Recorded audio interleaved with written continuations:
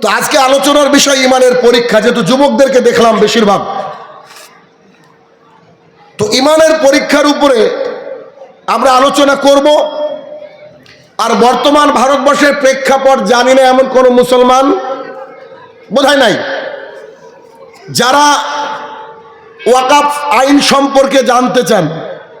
এটা কি, আমাদেরকে কি করতে হবে? শাহিনুর রহমান হয় ফেসবুকে যাবেন আর না হলে ইউটিউবে যাবেন। আজকে যে আমি খুতবা দিয়েছি গোটা পশ্চিমবঙ্গ নয়, গোটা ভারতবর্ষের বাঙালিদের জন্য। আমার মনে হয় না যে এত ডিটেলস কেউ বুঝিয়েছে, আল্লাহ ভালো জানে। একেবারে ধরে ধরে কেটে কেটে বোঝানোর চেষ্টা করেছি যে কি করতে চাইছে সরকার আর এখন আমাদের করণীয় কি। এ বিষয়ে আজকে কথা বলবো না, তবে একটা কথা বলবো। কথাটা কি? সেটা হচ্ছে এই ওয়াকাফ অ্যামেন্ডমেন্ট বিল যেটা পাশ হয়ে এখন বর্তমানে আইন, এটা কিন্তু বিল আর নাই, বুঝছেন তো? এটা আইন। আইন মানে বলে না ট্রাফিক আইন মেনে চলুন, যদি আপনার গাড়ির গতি 80 থাকে আপনাকে ফাইন করতে পারে পুলিশ। আপনি যদি বেল্ট না পরেন একটা ফাইন করতে পারে। বাইক চালাচ্ছেন হেলমেট না পরলে এখন 1000 টাকা ফাইন। এগুলোকে আইন বলা হয়। তো এখন বর্তমানে ওয়াকাফ কিন্তু একটা আইন হয়ে গেছে, মানে আমি আপনি চেষ্টা করে কোনো কাজ নাই। কিন্তু আমাদের লিডার, ভারতবর্ষের লিডার মিস্টার গান্ধীজি, একটা পয়েন্ট বলবো তারপরে আগে যাব। মিস্টার গান্ধীজি ভারতবর্ষের স্বাধীনতার অন্যতম পথিকৃৎ। কেননা যাদের সামনে কথাগুলো বলবো বা যাদের অবধি সোশ্যাল মিডিয়ার মধ্যে পৌঁছাবে তারা কিন্তু কোরআন হাদিস বুঝে না আর বোঝার চেষ্টা করবে না, তাদের জন্য বলছি। আপনার তো ইমানের দায়িত্ব, আপনি কি করবেন না আপনি নিজেই সিলেকশন করবেন। তো মিস্টার গান্ধীজি এদেশে যখন ইংরেজ শাসন বহাল ছিল, ইংরেজরা বলেছিল আমরা আমাদের পণ্য দিব, আমাদের পণ্য ভারতবাসীকে খেতে হবে, এমনকি আমরা যে লবণ তৈরি করি এই লবণটা আমরা দিব, তোমরা খাবা। আইন পাশ করেছিল ব্রিটিশ সরকার, আইন হয়ে গেছিল, যেমন অ্যামেন্ডমেন্ট বিলটাও আইন হয়ে গেছে। কিন্তু মিস্টার গান্ধীজি করলেন কি, তিনি 1930 সালে আন্দোলন শুরু করলেন ব্রিটিশদের বিরুদ্ধে। এই আইন আমরা মানি না, কেন এটা হচ্ছে মানবতা বিরোধী আইন। তো এই আইনের বিরুদ্ধে তিনি গোটা ভারতবর্ষের মানুষকে উদ্বুদ্ধ করেছিলেন, যার ফলস্বরূপ তারা বাধ্য হয়ে সে আইনকে ফিরে নিয়েছিল। ঠিক তেমনই আমি কোরআন হাদিস বলছি না, আমি জানি না কোরআন হাদিস, আজকে মনে করেন না যে আমি কোরআন হাদিস জানি এখন এইটুকুতে। তাহলে কি আমাদেরকে শিখিয়েছেন আমাদের নেতা মিস্টার গান্ধীজি, যে কি যদি কোনো আইন মানবতা বিরোধী হয় তাহলে সে আইনের বিরুদ্ধে ভারতবর্ষের জনগণের উচিত আন্দোলন করা।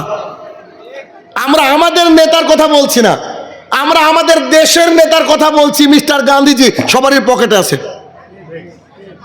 তিনি বলে গিয়েছেন, তিনি বলেছেন যে যেটা অমানবিক মনে হবে তা ভারতবর্ষের মানুষ আন্দোলন করে সেই আইনকে লাথি মেরে দূরে ফেলে দিতে পারে। তিনি দেখিয়ে গিয়েছেন। আমরা গান্ধীজিকে ভালোবাসি, শ্রদ্ধা করি, তিনি আমাদের দেশের নেতা। আমাদের ওই নেতার কথা মেনে আমরা এই যে অ্যামেন্ডমেন্ট বিল, যেটা মুসলমানের বাপদাদার দানকৃত সম্পত্তিকে কেড়ে নেওয়ার দিন রাতে যে পাইতারা রাত্রি 2টার সময় আইন পাশ করে মুসলমান দরদি সরকার, এই আইন আমরা মানি না। আমরা অবশ্যই সুশৃঙ্খলভাবে আন্দোলন করে যাব till the end of our death, আমাদের মৃত্যুর আগ পর্যন্ত। And this is the final point. এটা শেষ। কে শিখিয়েছে আমাদেরকে? মোহাম্মদ সাল্লাল্লাহু আলাইহি শিখাননি। আজকে ওনার কথা বলবো না, এখন বলবো না, একটু পরে বলবো। শিখেছেন মিস্টার গান্ধীজি। অতএব ভারতবর্ষের মানুষের উচিত তাদের বাপদাদার সম্পত্তি দেখভালের দায়িত্ব তাদের। কেননা রাম মন্দিরে যে কমিটি রয়েছে তাতে একজনও মুসলমান নাই, অযোধ্যা মন্দিরে যে কমিটি রয়েছে তাতে একজনও মুসলমান নাই, এমনকি রঘুনাথগঞ্জে যে মন্দির আছে সেই মন্দিরে একজনও মুসলমান নাই। তাহলে আমি আমার বাবার সম্পত্তি কি করে কাকে দিব, বিক্রি করব নাকি, এটা আমাদের ব্যাপার, এটা আমরা দেখব। এখানে যদি কেউ আঙুল ঢোকাতে আসে তাহলে কিন্তু তার ভাগ্যে খারাপ থাকবে, এটা হিসাব বলছি। এটা হিসাব বলছে। আরো জানার জন্য আপনি দেখবেন, বিস্তারিত বলেছি। তবে আমরা মুসলমান, আমরা সব কিছু খেয়াল রাখি। আবু হুরায়রা রাদিয়াল্লাহু তাআলা আনহু বলেন, রাসূল সাল্লাল্লাহু আলাইহি সাল্লাম বলেছেন, তোমার হাত এবং জবানের দ্বারা তোমার প্রতিবেশী যদি ক্ষতিগ্রস্ত হয় তাহলে তুমি ইমানদার নও। অতএব আমাদের হাত থেকে মিস্টার নরেন্দ্র মোদিও সুরক্ষিত। বুঝেননি? যে খাঁটি মুসলমান তার হাত থেকে চণ্ডীদাস সুরক্ষিত, মিস্টার পিটার সুরক্ষিত, একজন সাঁওতাল সুরক্ষিত, একজন শূদ্র সুরক্ষিত। আর মুসলমানের তো কথা হিসাবই নাই। আমরা কোনো সময় হাত দিয়ে জবান দিয়ে কাউকে আঘাত করব না, কিন্তু আমার বাপ দাদার পায়ের তলের মাটিতে যদি কেউ টেনে নেয় তাহলে যদি আমরা বসে থাকি, so I have nothing to say right now. এখন আপনারা বুঝবেন আপনাদের কি করা উচিত। আলোচনার বিষয় ইমানের পরীক্ষা। এখন আপনাদের ইমানের পরীক্ষা দিতে হবে। বর্তমান সময় ইমানের পরীক্ষায় চলছে। পৃথিবীর বুকে যেই ব্যক্তি বলেছে লা ইলাহা ইল্লাল্লাহ, আল্লাহ ছাড়া কোনো হক মাবুদ নেই, তার উপরে যুগে যুগে পরীক্ষা এত কঠিন হয়েছে, গোটা পৃথিবীর ইতিহাস যদি ঘাটেন আপনি বুঝতে পারবেন। লা ইলাহা ইল্লাল্লাহ বলেছিল নূহ আলাইহিস সালাম। তিনি দুঃখ করে বলছেন, আমি 950 বছর দাওয়াতের কাজ করেছি, আমার দাওয়াত মানুষ গ্রহণ করেনি, সামান্য মানুষ ছাড়া। এমনকি নিজের সন্তান পর্যন্ত নূহ আলাইহিস সালামের দাওয়াতের কাজকে পছন্দ করতেন না। আপনি যদি দেখেন ইব্রাহিম আলাইহিস সালাম, তার নিজের বাবা তাকে বাড়ি থেকে বের করে দিয়েছে একমাত্র লা ইলাহা ইল্লাল্লাহ বলার কারণে। পৃথিবী সৃষ্টির পর থেকে আজকে পর্যন্ত যে মানুষ লা ইলাহা ইল্লাল্লাহ বলবে তার উপরে অত্যাচারের বুলডোজার আসবেই আসবে। পৃথিবীর সবচেয়ে ভালো মানুষ মুহাম্মদ সাল্লাল্লাহু আলাইহি সাল্লাম। আমি বলছি না, কোন মুসলমান বলছে না। পৃথিবী কারা ভাই ওখানে? ওদেরকে উঠিয়ে দেন তো, নাটক করতে এসেছে এখানে। তোমাদের জন্য তো আজকে ওয়াকাফ ওদের হাতে, রাম মন্দির ওদের হাতে। সারা রাত ফ্রি ফায়ার পাবজি খেলবা আর তোমাদের মা বাপ জীবিত থাকে বাড়িতে, বললে ভালো খারাপ লাগে আমার। আমি এত গুরুত্বপূর্ণ আলোচনা শুনে করলাম, আমার গল্প করছো ওখানে। বাড়ি যেতে হবে ভাই, আর নাহলে বসে থাকতে হবে, শুনতে হবে আলোচনা। প্রশংসা করলাম, এখন গালি খাচ্ছে, কি বলবো? যুবকদের প্রশংসা করলাম না? আমি আজ পর্যন্ত কারো প্রশংসা করি না, এমনকি স্টেজে কি আছে কোনদিন দেখিও না। আমার কথা আমি আল্লাহর কথাগুলোকে মানুষের সামনে পৌঁছে দেবো, তাতে জেল ফাঁসি শুনে যাওয়া হবে। জি না হয় তো শেরকে তারা যাও, খুদ থেকে তারা মাত জিও। আজকে মুসলমানের যুবকরা পথভ্রষ্ট বলেই এত কিছু সাহস পায় মানুষ। সবাই যদি আল্লাহমুখী হতো মসজিদে, কারো বাবার ক্ষমতা ছিল কি? কোনো আইনও কিছু উল্টাতে পারতো না। কিন্তু দুঃখের বিষয়, ওই তো রাত 3টে পর্যন্ত মার মার মার করে আছে। এই তো পরিস্থিতি। পৃথিবীর সবচেয়ে ভালো মানুষের নাম মুহাম্মদ সাল্লাল্লাহু আলাইহি সাল্লাম। কে বলছেন? মাইকেল এইস হার্ট, ইহুদি লোক। আল্লাহ বলেছেন ইহুদি হচ্ছে সবচেয়ে বড় শত্রু মুসলমানের। তিনি বলছেন পৃথিবীর মধ্যে সবচেয়ে ভালো মানুষের লিস্ট, সবচেয়ে বিজ্ঞানী বড় লিস্ট, সবচেয়ে ঐতিহাসিকের লিস্ট আমি করতে গিয়ে দেখছি 1 নম্বরে যাকে দিতে আমি বাধ্য হলাম, হিজ নেম ইজ মুহাম্মদুর রাসূলুল্লাহ সাল্লাল্লাহু আলাইহি সাল্লাম। ভাইরা আমার, ফেসবুকে যদি একটু পোস্ট করি, সেখানে যদি প্যালেস্টাইন শব্দটা ইউজ করি, হত্যা শব্দটা ইউজ করি, সঙ্গে সঙ্গে মার্ক জুকারবার্গ স্ট্রাইক দিয়ে দেয়। তার মানে এই ইন্টারনেট জগৎকে গোটা পৃথিবীর বুকে মুসলমানরা দেখে না, দেখে কারা? ইহুদি খ্রিস্টানরা ইন্টারনেট জগৎকে দেখে। এই ইন্টারনেটের গুগলে গিয়ে যদি আপনি এখন লিখেন who is the most influence person in the world, আজকের জামানায় সবচেয়ে বিখ্যাত মানুষকে, তো গুগল বলে মুহাম্মদুর রাসূলুল্লাহ সাল্লাল্লাহু আলাইহি সাল্লাম। মানে তার যোগ্যতাটা এত বেশি ছিল, মানুষ বিরোধিতা করেও কাজ নেয়, তবু 1 নম্বরে। যে গান্ধীজির কথা বললাম, সেই গান্ধীজি মারা যাওয়ার আগে তিনি তার জীবনী গ্রন্থ লিখছেন। জীবনী গ্রন্থের মধ্যে তিনি নিজে উল্লেখ করছেন, তিনি বলছেন, I have read a lots of biography in my life. When I got Muhammad sallallahu alaihi wasallam biography in my hand, I read it thoroughly. Honestly, I tell to the world, the biography was an unique and unparalleled. Mister Gandhiji বলছেন, আমি আমার জীবনে অনেক জীবনী গ্রন্থ পড়েছি। যখন আমি মোহাম্মদের জীবনী পেলাম সাল্লাল্লাহু আলাইহি ওয়াসাল্লাম, যখন তার জীবনী গ্রন্থ পেলাম, আই রিড ইট থরলি মানে একটা লাইন যেন বাদ না যায়, একটা অক্ষর যেন বাদ না যায়, একটা একটা করে অক্ষর পড়ে বলছে, সত্য কথা দুনিয়াবাসী শোনো, আমি অনেক জীবনী গ্রন্থ পড়েছি, তবে ইনার মতো জীবনী না আছে না থাকবে। সুবহানাল্লাহ বিহামদিহি। কে বলছে? মুসলমান ছিল নাকি? তাহলে বুঝতে পেরেছেন কি, গোটা পৃথিবীর মানুষ স্বীকার করেছে সবচেয়ে ভালো মানুষকে বলেন, সবচেয়ে ভালো মানুষের নাম মুহাম্মদ সাল্লাল্লাহু আলাইহি সাল্লাম। মক্কার বুকে তার কি প্রায়োরিটি, সবাই তাকে ভালোবাসে। ভালোবাসার গতিটা দেখেন, তিনি সাফা পাহাড়ের উপরে উঠে বলছেন, এই মক্কাবাসী শোনো শোনো শোনো, সবাই, কোনো কাজ নাই, এসে বলছে জি জি বলেন, আমি যদি কোনো তথ্য দিই তোমরা কি বিশ্বাস করবা? তখন তারা বলছে, আরে তুমি তো আলামিন, তুমি সত্যবাদী, আমানতের খেয়ানত করো না, আত্মীয়তার বন্ধন ছিন্ন করো না, অসহায়ের বোঝাকে তুমি নিজে বহন করো, তোমার মতো ভালো ছেলে মক্কায় নাই, তুমি যা বলবা আমরা সব মেনে নেব। আল্লাহ রাসূল বলেছেন, কুল লা ইলাহা ইল্লাল্লাহ তুফলিহুন। 360টা মাবুদের পুজো করে ওরা, লাত মানাত ওজ্জা হবল রব, এগুলো ওদের মাবুদের নাম। 360টা মাবুদের পুজো করে, সবাই বলছে মুহাম্মদ সাল্লাল্লাহু আলাইহি ওয়াসাল্লাম বেস্ট, আর কেউ নাই। একজন মানুষও বিরোধিতা করেনি। এখনকার যে নেতাই হোক না কেন, অন্তত তার বিরোধিতা পাওয়া যাবে কি যাবে না? যাবে। আল্লাহ রাসূলের একজনও বিরোধিতা করেনি, শুধুমাত্র একটা বাক্য বলেছে। কি বলেছে? কুলু লা ইলাহা ইল্লাল্লাহ তুফলিহুন। তোমরা শুধু একটা বাক্য বলো। কি বাক্য? লা ইলাহা ইল্লাল্লাহ, আল্লাহ ছাড়া কোনো হক মাবুদ নেই, তাহলে তোমরা বেঁচে যাবা। এতটুকু বাক্য বলেছে, আর কোনো বাক্য বলেনি। তো সঙ্গে সঙ্গে নিচ থেকে আবু লাহাব বলছে, একে হত্যা করতে হবে, একে গ্রাম ছাড়া করতে হবে। উম্মে জামিল মানে এর স্ত্রী বলছে, একে হত্যা করতে হবে, একে গ্রাম ছাড়া করতে হবে। দেখেন এখনই কি বললো, তোমার মতো ভালো মানুষ নাই, খালি লা ইলাহা ইল্লাল্লাহ বলেছে, তো বলছে কি তোমাকে হত্যা করতে হবে। গোটা মক্কাবাসী তার উপরে খেপে গেল এবং এত অত্যাচার করতে লাগলো যে তাকে মক্কা থেকে মদিনাতে তাড়িয়ে দিয়ে তারপরে গা স্বস্তির নিঃশ্বাস ফেলেছে। এখন আপনার কাছে আমার প্রশ্ন, লা ইলাহা ইল্লাল্লাহর পাওয়ার এত কঠিন যে আপনার আমার উপরে বুলডোজার আসবেই আসবে। এখন রঘুনাথগঞ্জের মানুষকে একটু বলি, যদি কেউ লা ইলাহা ইল্লাল্লাহ বলেন, যদি অত্যাচার আপনার উপরে না আসে, বিশ্বাস করেন আপনার লা ইলাহা ইল্লাল্লাহর মধ্যে কোনো ঘাটতি আছে, কিছু তো একটা আছে। চেক করিয়ে নিন, একটু মেরামত করেন তো লা ইলাহা ইল্লাল্লাহ। আমি আমার ব্লকের ইংরেজির সেরা মাস্টার, স্কুলে চাকরি করি না, কেন করি না ওরা আল্লাহ জানে। তো আমার হাত দিয়ে অনেক আমি শিক্ষক তৈরি করি, আমার হাত থেকে ভিডিও তৈরি করেছি, আমার হাত দিয়ে ডাক্তার তৈরি হয়, মানে কম্পিটিটিভ এক্সাম পড়াই।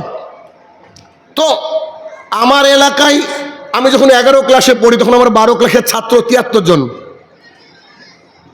আল্লাহ মেধা দিয়েছিল। তো 5 গ্রামের লোক আমার ব্যাপারে এত ভালো যে এর মতো ছেলে হয় না। কোনোদিন আমি থানায় যাইনি, কোনোদিন আমি কারোর সাথে চোখ রাঙে কথা বলিনি, কোনোদিন কাউকে ধমক মেরে কোনো কথা বলিনি। সৌদি আরবে যাওয়ার পর লা ইলাহা ইল্লাল্লাহ পেয়েছি, তার আগে পাইনি। লা ইলাহা ইল্লাল্লাহ দাওয়াত যখন আমি বাড়িতে দিতে শুরু করলাম, আপনাদের দিক থেকেই বা মালদারের দিক থেকে কয়েকজন লোক গেছে আমার সাথে দেখা করতে। আমার এক চাচাকে বলছে যে শাহিনুর রহমানের বাড়ি কোনটা, বলছে এই গ্রামে শাহিনুর রহমান নামের কেউ নাই। বুঝেননি বোধহয়? তখন আমার ব্যাংকের অ্যাকাউন্ট পর্যন্ত ছিল না, অথচ গোটা গ্রামের রব এর অ্যাকাউন্টে কোটি কোটি টাকা ঢুকে আমেরিকা থেকে। কি দিয়ে বুঝাবো? শুধু একটা কাজ করেছে কি, আমাদের এলাকাটা হচ্ছে কথিত হানাফি এলাকা। কথিত হানাফি বুঝেন? পৃথিবীতে যারা আছে সব নকল হানাফি, কেউ খাঁটি হানাফি না। খাঁটি হানাফি মানে যে ব্যক্তি বুকে হাত বেঁধে আমিন জোরে বলে পায়ে পা মিলিয়ে সালাত আদায় করেছে, খাঁটি হানাফি। এরা তো বুঝে না, কিছু করার নাই। তো আমার এলাকাটা ওই যে পীর পূজারি ইত্যাদি ইত্যাদি আছে, তো ওখানে সৌদি আরব থেকে এসে বলছি যে বুকের উপরে হাত বাঁধতে হবে, মহিলাদেরকে বোরখা পরাতে হবে, খালি শুক্রবারে সালাত আদায় করলে মানুষ মুসলমান থাকে না। এই কথা যখনই বলেছি তখন বলছি ফেতনাবাজ। আমি এত ভালো মাস্টার, সবারই ছেলে মেয়ে আমার কাছে পড়ে, এখন গিয়ে খালি জিজ্ঞাসা করবেন শাহিনুর রহমান কেমন, 99% লোক বলবো ওর মতন খারাপ লোকই নাই, অপরাধ কিচ্ছু দেখাতে পারবে না, আল্লাহর কসম করে বলছি। দেখাতে পারবে না। কি বলবে?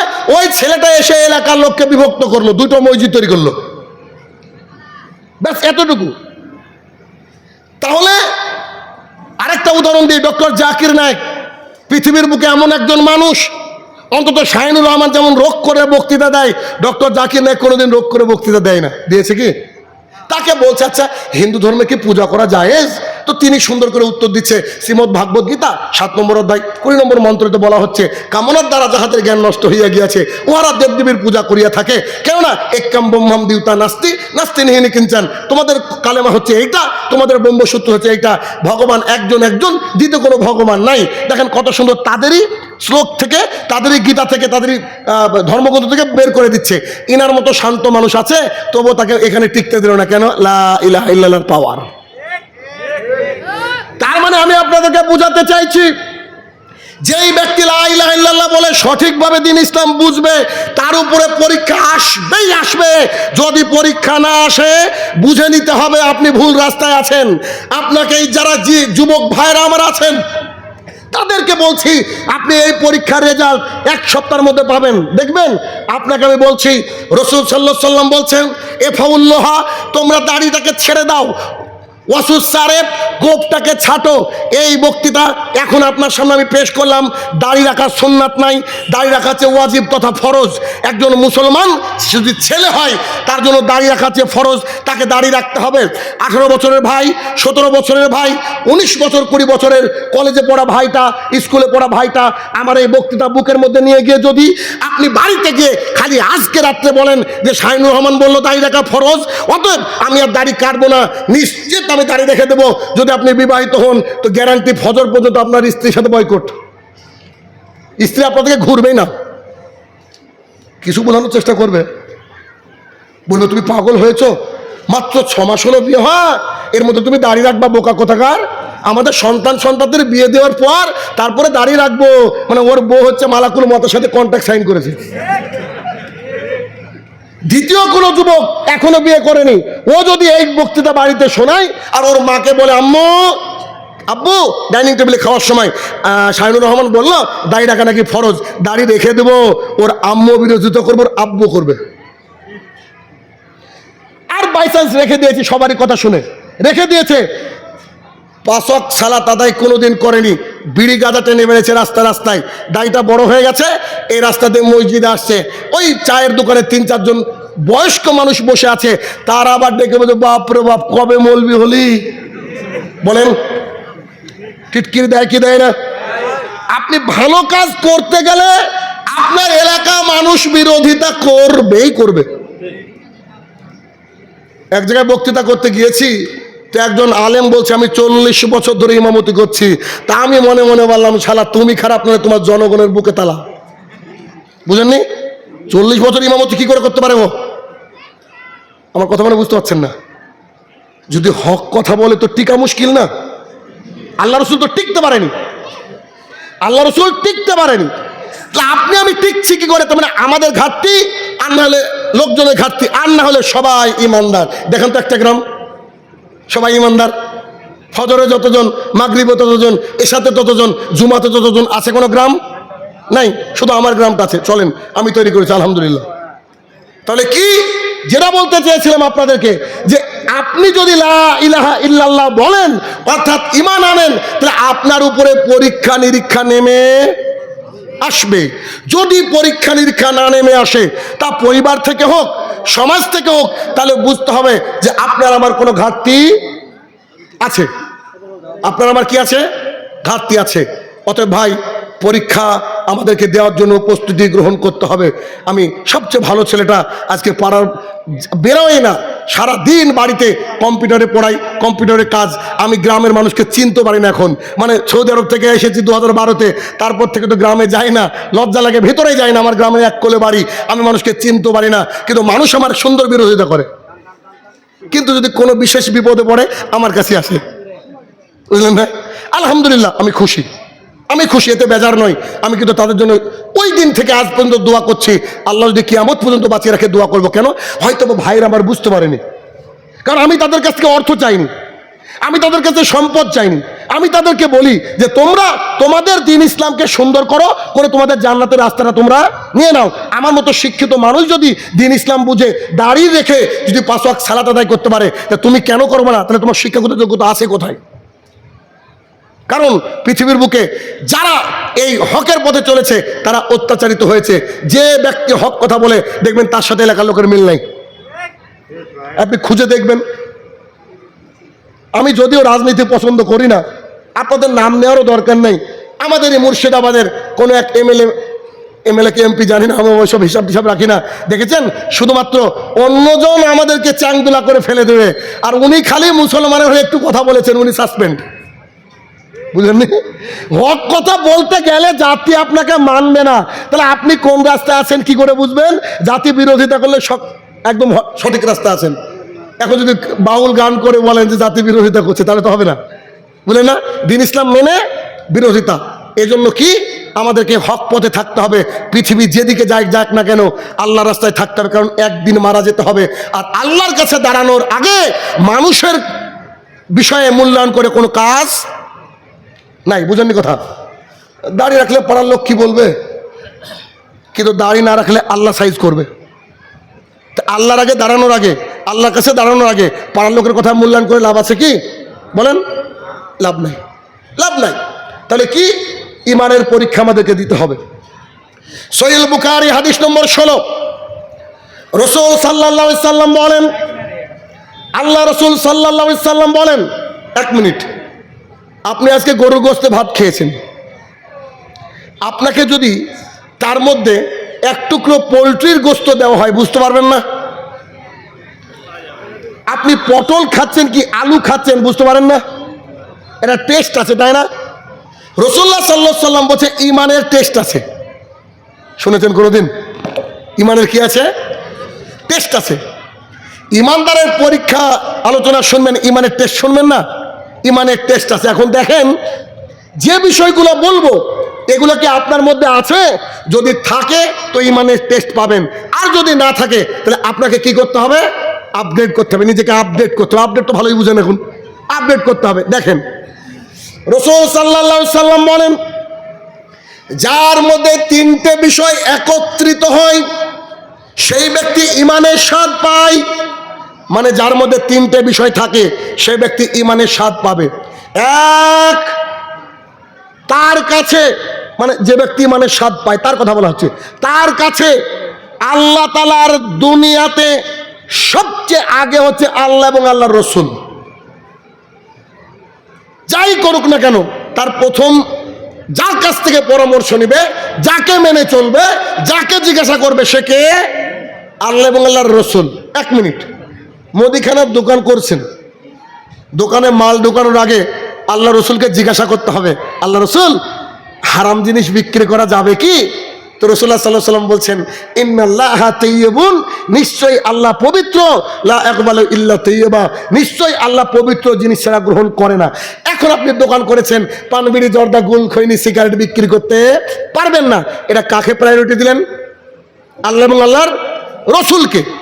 এখন যদি আপনি মনে করেন আমার দোকান, আমার টাকা, আমি যা খুশি করব, কাকে মানার না মানার দেখার দরকার নাই, ইনকাম করব, বউ বাচ্চা নিয়ে সংসার করে সুখে থাকবো, এই কথা যদি বলেন, তাহলে আপনি আল্লাহর আগে আপনার কাকে প্রাধান্য দিলেন? বলেন, আপনার নিজের প্রবৃত্তিকে, তাই না? আপনার মন যা বললো তাই। আচ্ছা, মুয়াজ্জিন ভরে বলছে, হাইয়া আলাস সালাত, তোমরা নামাজের দিকে আসো। আস-সালাতু খায়রুম মিনান নাওম, তোমরা যে ঘুম পাচ্ছ ঘুমের চেয়ে নামাজ অনেক উত্তম।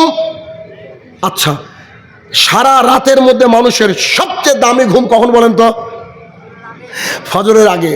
ওই সময় ঘুমটা হচ্ছে খুবই আরামের ঘুম, আরামের ঘুমকে আপনি ত্যাগ করবেন তখনই যখন আপনার কাছে প্রথমে আল্লাহ রসুল থাকবে। রঘুনাথগঞ্জের মহলদার পাড়ার হাজারো মানুষ ঘুমিয়ে থাকে ফজরের সময়, দেখবেন একটা বুড়ো মানুষ লাঠি ধরে টক টক টক টক টক টক করে মসজিদ আসছে। মানে এই ব্যক্তির কাছে সবচেয়ে আরামের ঘুমটাকে ত্যাগ করেছে কি কারণে? আল্লাহ এবং আল্লাহ রসুলের মুখের দিকে তাকিয়ে। বুঝতে পারেন বোধ হয়? আল্লাহ এবং আল্লাহ রসুলের নির্দেশ অনুযায়ী তার আরামের ঘুমটাকে ত্যাগ করে ও মসজিদমুখী। কি ঠান্ডা পড়ছে, একেবারে বরফ পড়ার মতো। আর এই বরফ পড়ার মতো এই অবস্থায় স্ত্রী সহবাস করেছে বেচারা, ফরজ গোসল করছে, থরথর করে কাঁপছে, কি যে হয়। তারপরে সেই ব্যক্তি মসজিদে গিয়ে সালাত আদায় করছে। এই গরমের সময় এমনি রাত 12টা পর্যন্ত মানুষের ঘুম হয় না। তারপরে আমাদের এলাকার পরিস্থিতি মাশাআল্লাহ, রাত্রি 11টার সময় কারেন্ট যাবে। মানে যে সময় একটু চোখটা এতে আসবে ওই সময় কারেন্ট গিয়ে রাত 1টা পর্যন্ত শেষ। এবার ওই ব্যক্তি ঘুমালে তো জোহরে চালা পাবে, বুঝেননি? চোখটা একটু ক্লান্তি ক্লান্তি ভাব, এমতো অবস্থায় কানে যেন হালকা শোনা যাচ্ছে হাইয়া আলাস সালাহ, তোমরা মসজিদে আসো। এই আরামের ঘুমকে ত্যাগ করে দিয়েছেন কার জন্য? আল্লাহ এবং আল্লাহ রসুলের জন্য। যদি ত্যাগ করে দিয়ে মসজিদমুখী হতে পারেন তাহলে আপনি ইমানের স্বাদ পাওয়ার যে 3টে এলিমেন্ট দরকার ওটা আপনার মধ্যে আছে। কথা বোঝা গেল? আমার এক আত্মীয় বাড়িতে এসে কলিং বেল দিল, কে বলে খুললাম, সালাম দিল, সালামের অ্যান্সার করলাম। তো বলছে এটা নেমন্তন্ন করতে এসেছি, আমি গ্যারান্টি আপনি যাবেন না। তবুও নেমন্তন্ন করতে আসলাম, ধর্ম যার যার জায়গায়, দেখবো যে আপনি আমার সাথে আত্মীয়তার বন্ধন রাখেন কিনা। তা বলছে কি? যে আমার ছেলের মুসলমানের খানা, আমার আত্মীয়।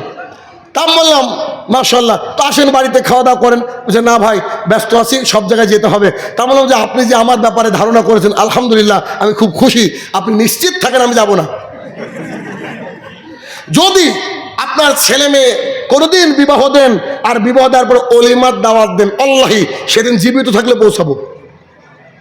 তখন বলছে ধর্মের ব্যাপারে আপনারা এত কঠিন। আমি সে আমাদের কোনো পারমিশন নাই, যে আল্লাহ রসুল বলেছে, কি করবো বলেন? নইলে যদি খালি খেতে বলতো তো খেয়ে খেয়ে মোটা হয়ে যেতাম। জাউতা খানা, মত্তি খানা, অমক খানা, তমক খানা, খানাই খানা। আমাদের এলাকার এক লোক বলছে, আমি শুনিনি নিজে কানে, আরেকজন বলছে যে এই ছেলেটা সবই ঠিক বলছিল, সব খাওয়া যে বন্ধ করে দিল গো। খাওয়াগুলা ঠিক রেখে যদি বলে যে বুকে হাত বান, তাও তো রাজি ছিলাম। মানুষ কত প্রকারের আছে চিন্তা করেন, সামান্য একটু খাওয়ার লোভে। বুঝতে পারেন না? যে মৌলবি মিলাদ করে বেড়ায়, ওই মৌলবির বাড়িতে কেউ মারা গেলে সে বাড়িতে মিলাদ লাগে না কেন? ওই যে মুরগির ঠ্যাং আর 500 টাকা দিবে না, যে শুধু এইটুকুর জন্য মিলাদ চালু আছে। এগুলোকে বন্ধ করে দেন, কেউ আসবে না, কেউ আর মিলাদ করবে না। আপনি দেখেন পরীক্ষা করে। আমার ড্রাইভারই বলছে কালকে বোধহয়, ও কালকে আপনাদের রঘুনাথগঞ্জে প্রোগ্রাম ছিল আমার, কি জায়গা? বড় জুমলা। আরে তাদের কত শখ, রাহুলকে আগে তুলবে, পরে আমাকে তুলবে, বহুত দিন আগে থেকে বলছে। বিশাল বড় প্যান্ডেল, গেট টেট করেছে। আমি যখন ঢুকছি, কি ঝড়ার বৃষ্টি না কালকে, আমি বললাম যে চলে আসছে, অসুবিধা নেই। রাস্তার উপরে বাঁশঝাড় উল্টে পড়ে গেল, আধা ঘন্টা সময় লাগলো বাঁশঝাড়কে ক্লিয়ার করতে। আমি যখন এসে আপনার লালগোলা পার হয়ে আর কিছুটা সময় আমাকে ফোন করে কাঁদো কাঁদো কণ্ঠে বলছে, ভাই বাড়ি ঘুরে যান। কেন? প্রোগ্রাম করা সম্ভব হলো না। তো ঠিক আছে, কি আর করবো। বাড়িতে স্ত্রীকে ফোন করলাম যে ভাতে পানি দিয়েছি, কি করবা? তা বললাম বিরিয়ানির দোকান যদি খোলা পাই তো দেখা যাক। খেয়েছি, অসুবিধা নেই আলহামদুলিল্লাহ। তো বিষয় হচ্ছে আল্লাহ সুবহানাহু ওয়া তাআলা ওখানে আমাকে রাখেনি, বা তাদের প্রোগ্রামটা রাখেনি, কেননা তাদেরকে কয়েকবার থানায় ডাকা হয়েছিল, বারবার করে বলা হয়েছিল এই সম্পর্কে বলবেন না, সেই সম্পর্কে বলবেন না। হয়তো আল্লাহ তাআলা কল্যাণকর বুঝেছেন বোধ, আল্লাহ এই করেছে। আল্লাহ আজকেও বৃষ্টি দিতে পারতো, আলহামদুলিল্লাহ আজকে আল্লাহ সুবহানাহু ওয়া তাআলা বৃষ্টি দেয়নি, এটা আপনার আমার সৌভাগ্য। কথা বুঝছেন কিনা? তাহলে কি বিষয় হচ্ছে যে আমরা যখনই কোনো হক পথে নিজেকে ওই পথে চালানোর চেষ্টা করব, তখন আমাদের কি হবে বলেন?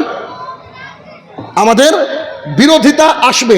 আর সেই বিরোধিতাই যদি আমরা আল্লাহ এবং আল্লাহ রসুলকে ঠিক যেমন করে ওনাকে মেনে নিলাম না ওনার কথাটা ওইরকম করে। আরেকটা উদাহরণ দিলে বুঝতে পারবেন।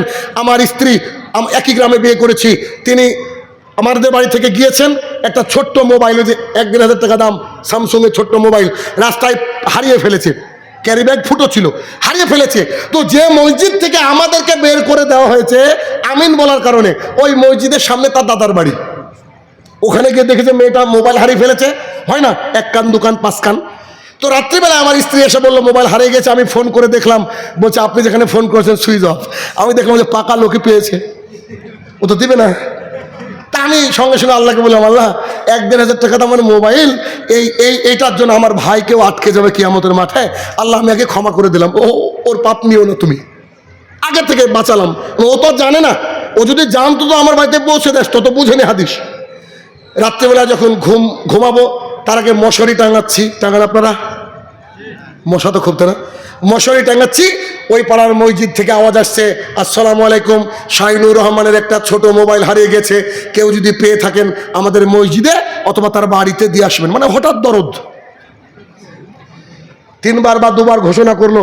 যেই ঘোষণা শেষ হয়ে গেছে আমি এই ভয়েসে বলছি, আল্লাহ হে আমার প্রতিপালক, শাহিনুর রহমান যেন মোবাইলটা না পায়। আমার স্ত্রী হাদিস জানতো না, ওই হাদিসগুলা তখন আমাকে বলছে, আরে বোকা, ওটা তো তোমার নাম করছে, তোমার মোবাইল। স্ত্রীদের কাছে সব সময় বোকা, তাই না? গোটা পৃথিবীকে চালাচ্ছি আমরা গো, অবশ্যই বোকা, এরকম ভাবা যায়। আমাকে বলছে, আরে বোকা, ওটা তোমার নাম করলো আর তুমি বদদুয়া করলা কেন? আমি বললাম, ওরে পাগলি, বদদুয়া করলাম এই জন্য, আবু দাউদ, তিরমিজি, নাসাই থেকে আমি 13খানা হাদিস জানি। আল্লাহ রসুল বলেছেন, যদি মসজিদ থেকে কেউ কোনো হারানো সংবাদ দেয় তাহলে তুমি তার বদদুয়া করো। এবার কি বুঝতে পেরেছেন আল্লাহ এবং আল্লাহ রসুল কেন প্রিয়? কারণ আমি বললাম ওইটা আমার মোবাইল না, আমার বাপের মোবাইল হলো, আমি বদদুয়া করতাম, কারণ এই বদদুয়া শিখেছেন মুহাম্মদুর রাসূলুল্লাহ সাল্লাল্লাহু আলাইহি সাল্লাম। তাহলে পৃথিবীতে সবচেয়ে ফার্স্ট প্রায়োরিটি কে পেল? আল্লাহ এবং আল্লাহ রসুল। আর একটা কথা বলি, হাতের এই জিনিসটা দিয়ে আমি ইনকাম করে খাই, এটা দিয়ে। সেটা কি? কুয়েতে আমার ছাত্র আছে আলহামদুলিল্লাহ, সৌদি আরবে মসজিদে হারাম ঝাড়ু দেয়, ওর মা হয়তো ওকে পড়তে বলেছে, পড়েনি, বিপদে পড়ে গিয়েছে, এখন ইংরেজি দরকার, স্যার স্পোকেন ইংলিশ শিখবো। তো আমি তো এখানে যখন ক্লাস করে ওখানে 2.5 ঘন্টা, বুঝতে পারছেন ডিফারেন্স।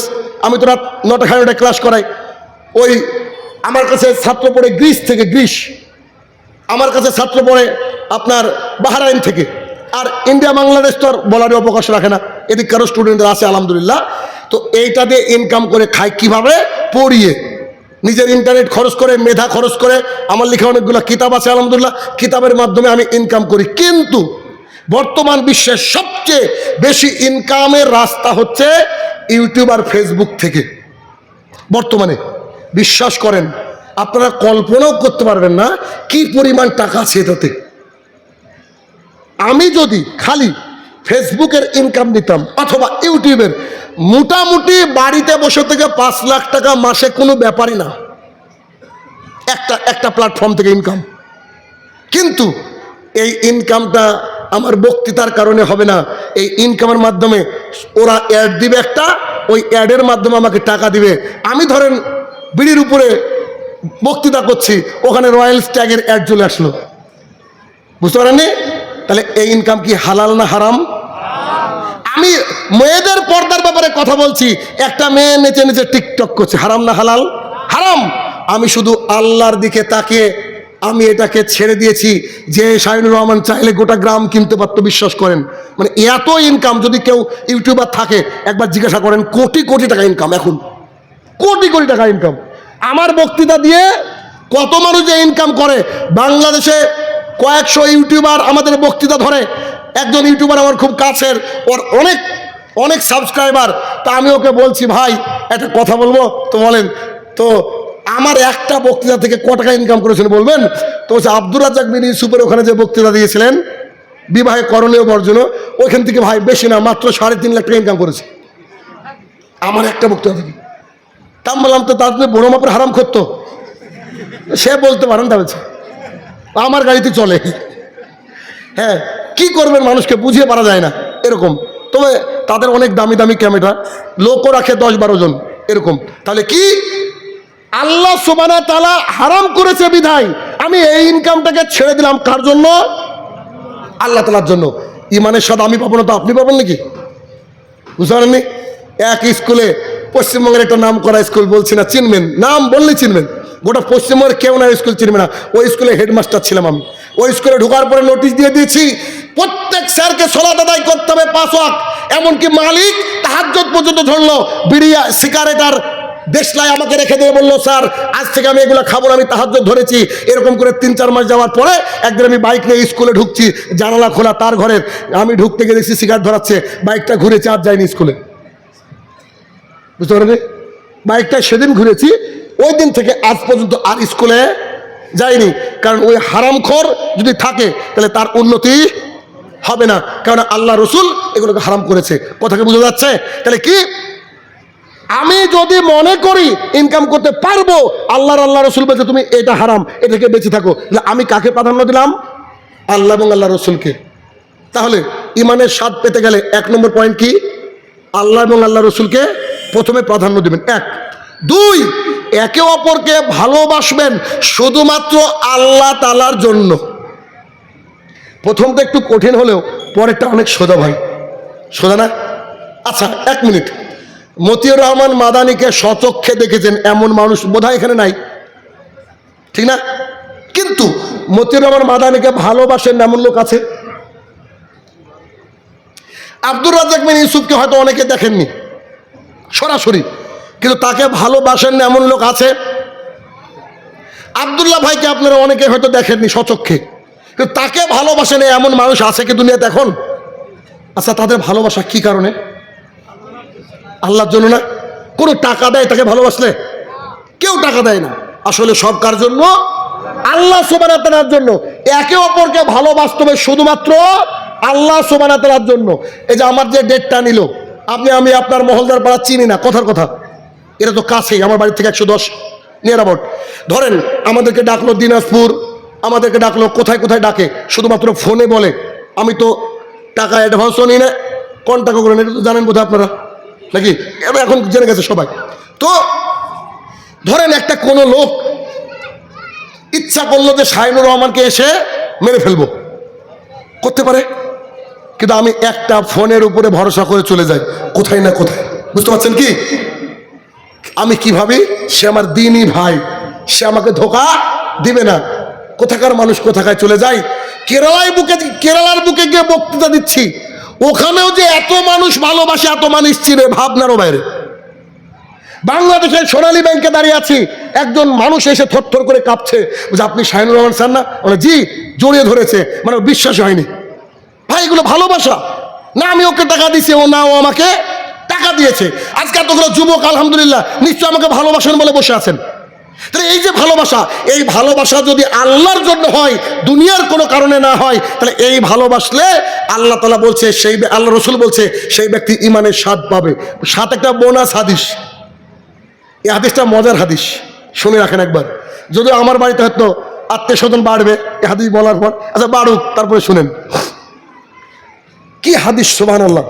রাসূলুল্লাহ সাল্লাল্লাহু আলাইহি ওয়াসাল্লাম বলছেন, পাশের গ্রামের নাম বলেন তো, কি নাম? রামপুরা। ওকে, রামপুরা। আমি হাদিসটা আপনাদের এলাকা দিয়ে বোঝাচ্ছি। মহলদার পাড়া থেকে একজন ভাই মাঠের মধ্য দিয়ে রাস্তা রামপুরা যাবে। তো ও যখন রাস্তা দিয়ে যাচ্ছে, মাঠের মধ্যে দিয়ে রাস্তায়, আল্লাহ সুবহানাহু ওয়া তাআলা একটা ফেরেশতাকে পাঠিয়ে দিয়ে বলছে ওই ব্যক্তিকে জিজ্ঞাসা করো যে কোথায় যাচ্ছে। আল্লাহ কি জানে না? জানে, কিন্তু আল্লাহ তাআলা আমাদেরকে শেখানোর জন্য। তখন সেই ব্যক্তিকে এসে ফেরেশতা মানুষের রূপ ধরে বলছে, ভাই কোথায় যাচ্ছেন? তো ভাই একটু রামপুরা যাব। হাদিসে কিন্তু রামপুরা নাই, ভুল বুঝেন না, বোঝানোর জন্য সুন্দর করে, ওই রামপুরা যাব। ভাই কেন? আমার একজন দিনী ভাই আছে, তো দেখা করতে যাব। ফেরেশতা থেকে কাউন্টার প্রশ্ন করছে, ও ব্যবসা করেন?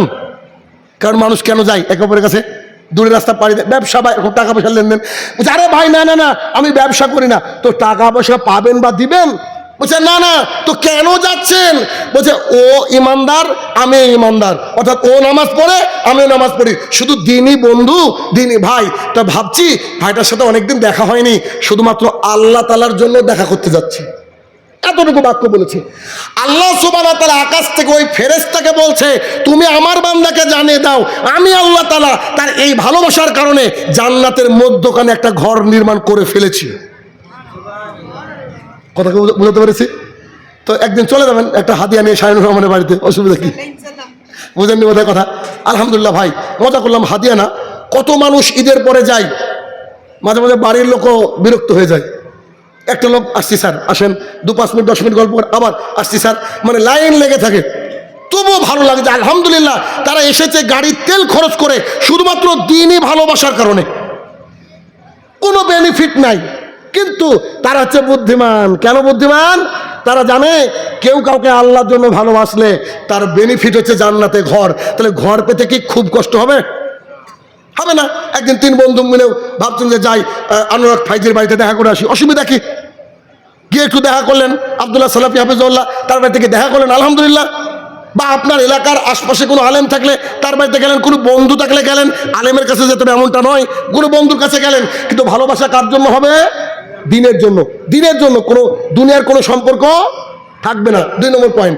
3, ইসলাম মেনে নেওয়ার পর কুফুরিতে যদি কেউ ডাকে, কুফুরির মধ্যে যদি কেউ ডাকে, কাফের হয়ে যাওয়ার জন্য যে কেউ যদি বলে, তার চেয়ে উত্তম হচ্ছে আগুনে ঝাঁপ দেওয়া। কেমন? একটা উদাহরণ, কিছুদিন আগে রামাদান গেল। রামাদানের সময় ইংল্যান্ড আমেরিকায় খুব দেখা যায় এগুলা। একটা ইয়াং ছেলে, তার হাতে একটা জলের বোতল, আর এক হাতে একটা 16 Pro Max, ওই যে কি আইফোন। তো ক্যামেরা দূরে থাকে, বুঝতে দেয় না। এসে একটা মেয়ে, একটা ছেলে আসছে, ওকে জিজ্ঞেস করছে, please please are you Muslim? আপনি কি মুসলমান? বলছে ইয়েস আই এম মুসলিম। বলছে ডু ইউ ফাস্ট? আপনি কি রোজা আছেন? বলছে ইয়েস আই ডু। হ্যাঁ আমি রোজা আছি।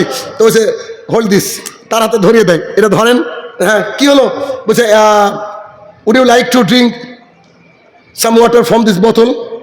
If you want to like to drink, then I will give this 16 Pro Max. আপনি কি এখান থেকে কয়েক ফোঁটা পানি, কয়েক ঢোক পানি পান করতে পারবেন? যদি পান করেন আমি আপনাকে 16 Pro Max দেবো, 2.5 লাখ টাকা দাম, 3 লাখ টাকা দাম, 5 লাখ টাকা, হোয়াট এভার ইট ইজ, এই দাম দিব। তখন সেই মেয়েটা বা সেই ছেলেটা বলে, I have told you a few minute ago I am fasting. আমি আপনাকে বললাম না একটু আগে আমি রোজা আছি। তো বলছে আমি আপনাকে আইফোন দিব।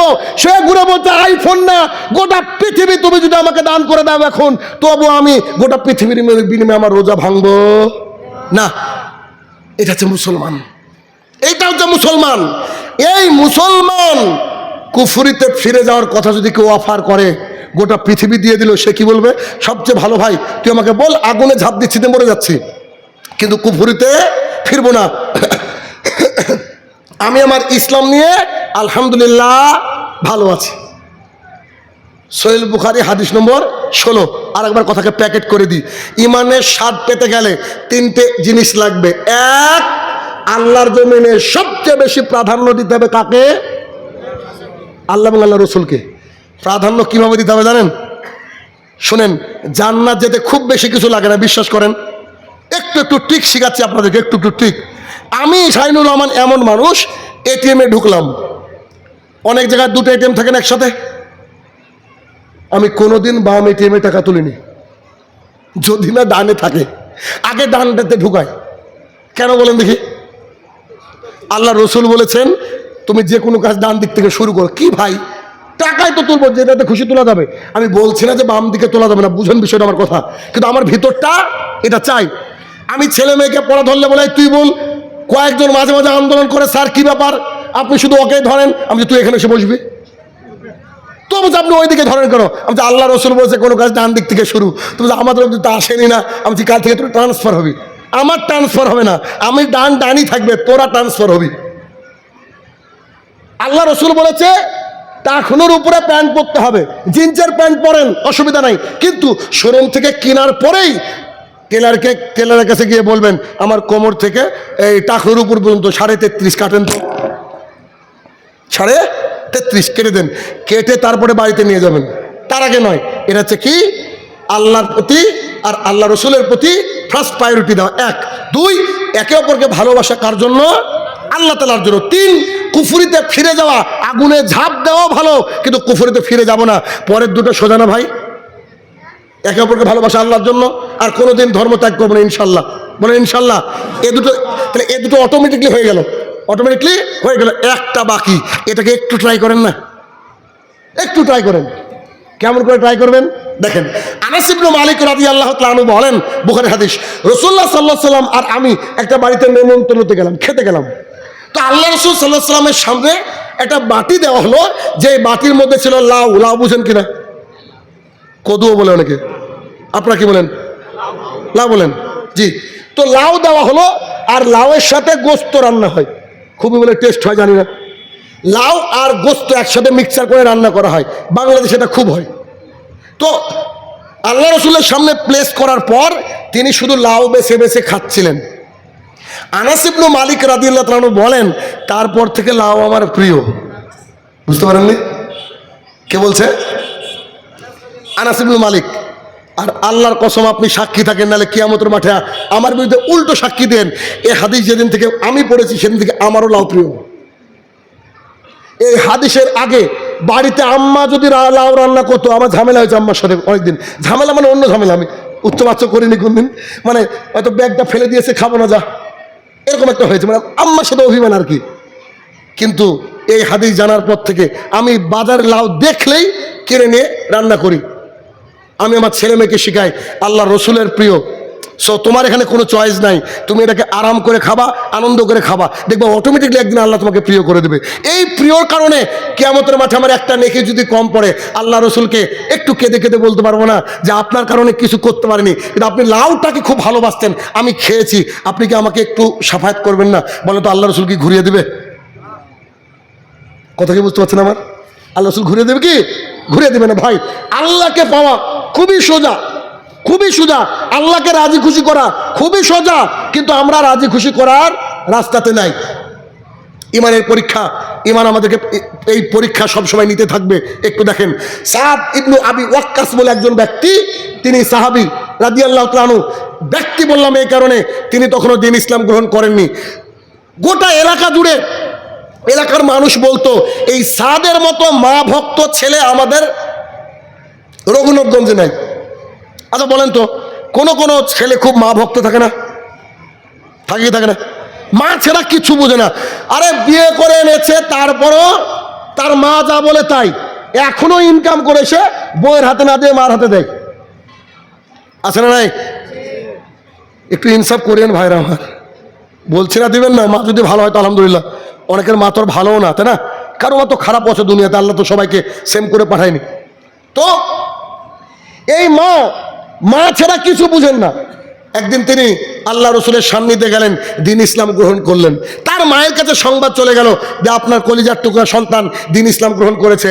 সাদ রাদিয়াল্লাহু তাআলা বাড়িতে ঢোকার পরে বলছেন তার মা, আমি বাক্যগুলো অবাক হয়ে যায়, বাক্যগুলো শুনেন। সাদকে বলছে, বেটা। আব্বু, জি মা। শোনো বেটা, শোনো, বসো। সাদকে বসিয়েছি, দেখেন সাদ বসে আছে।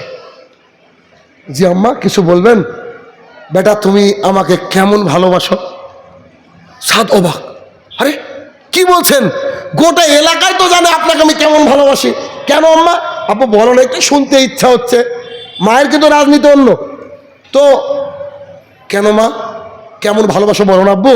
বলছে, আমার জীবনের চেয়েও বেশি ভালোবাসি, আমার জীবনের চেয়ে। আচ্ছা আলহামদুলিল্লাহ বেটা। আলহামদুলিল্লাহ নয় আর কি, তার সান্ত্বনা বাক্য। আমরা মুসলমান, আলহামদুলিল্লাহ বেরোবে।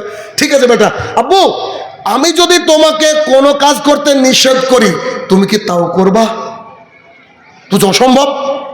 তুমি নিষেধ করলে, এতদিন করেছি না, এতদিন করনি, এখন করবা কি? তো না। বাহ, গুড বয়। বলছি বেটা, আর একটা কথা, যদি আমি কোনো কারণে কষ্ট পাই, তোমার কি কষ্ট লাগবে? সাদ বলছি, ইন্নালিল্লাহ। বলেন কি আম্মা? আপনার কষ্ট লাগলে আমি মারা যাব? আমি আপনাকে এত ভালোবাসি, আপনি কেন আজকে ধরনের প্রশ্ন করছেন? তখন তার মা ঘুরে বলছে, বেটা তুমি আমাকে ভালোবাসো, তুমি আমাকে কষ্ট দিতে চাও না, তুমি আমার কথা শুনে এসেছো, আজকেও শুনবা বললা। এখন তুমি, আমি তোমাকে বলছি, তুমি যে দিন গ্রহণ করেছো ওই দিন থেকে তোমাকে ফিরে আসতে হবে। ইমানের পরীক্ষা। তো বলছে, আমি মুহাম্মদ সাল্লাল্লাহু আলাইহি সাল্লামের দিনকে গ্রহণ করেছি, তার থেকে ঘুরে আসতে হবে বলছো আম্মা? তো জি, তার থেকে ঘুরে আসতে হবে। তুমি এখনই বললা তোমার মাকে কষ্ট দিবে না, তুমি এখনই বললা যে তুমি কথা শুনবা। তখন তিনি বলছেন, আম্মু দুঃখিত, দ্বীন ইসলাম থেকে ফিরতে পারবো না। মানে পরীক্ষা দেখেন, মা আর সন্তান, দ্বীন ইসলাম থেকে ফিরতে পারবো না। বোতলটা হাতে নেওয়ার তো কারণ আছে, এমনি তো হাতে নিয়ে বসে আছি না।